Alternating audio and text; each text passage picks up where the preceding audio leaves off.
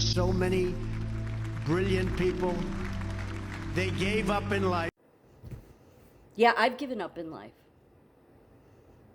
But see, Donald Trump, what you don't realize, and this will probably go down. This, I would imagine, because this was your speech. I think it's this one. That it took what was, because I have a fire in me. I always have. I've tried to quell it myself. I really have. Oh, you know, all through my sobriety. But God pushes me. So it's a fire he didn't want it to be, you know, a little flame. He didn't want it to be a little sparkler. But this speech, this took that flame and turned it into an inferno. And I would imagine you and the White House staffers probably sit back and you say to yourselves that we never should have done, we never should have let him do that speech because she'll never stop. Nope, I won't. That's the place, see, the place I won't give up on is God. While you all fight for the world, while you all fight for the systems, while you all fight and say, we won, we're man, we're woman, look at our Dior, our Christian Dior outfits, and look at our, you know, we're so spectacular because of our wealth and because of our mansions and because we have chauffeurs and because we could speak at the UN and because we could speak on the world stage and everybody stops to listen. But Jesus, see, I fight for him.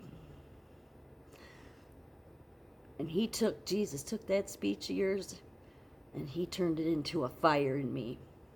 And when you, the leader of the free world, makes all your deals and everybody says, oh, he's the best deal maker, he makes deals like nobody else can, I sit back and I say, well, Jesus would like to know why you can't make a deal with tech, and even your own platform for that matter, to stop suppressing the average American. Or stop suppressing me. Because I do speak of Jesus. I speak truthfully of Jesus.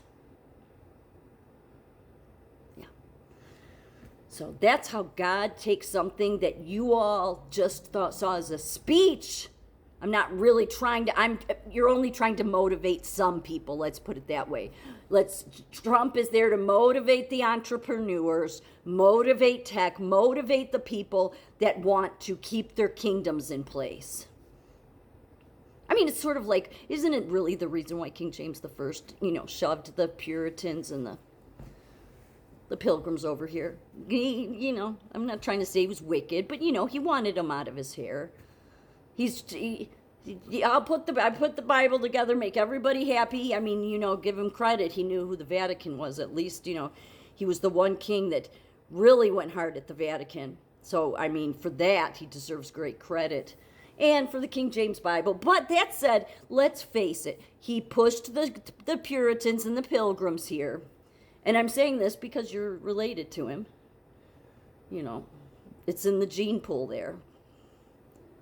And I'm not saying it's a bad thing. I'm just saying you sort of have that king gene that says, I'm going to fight for the world. And I sit back and I'm a threat. I'm a threat, not in some physical way. So don't get like the Secret Service coming after me, okay? Like, we're not talking that. But I'm a threat because I stand up for God's kingdom.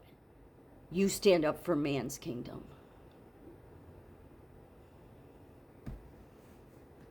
Because in your world, that's the reason people like me are a threat.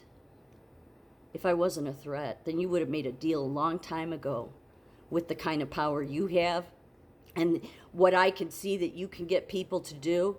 You could have every damn social media in this country scared to death to never shadow ban anybody again.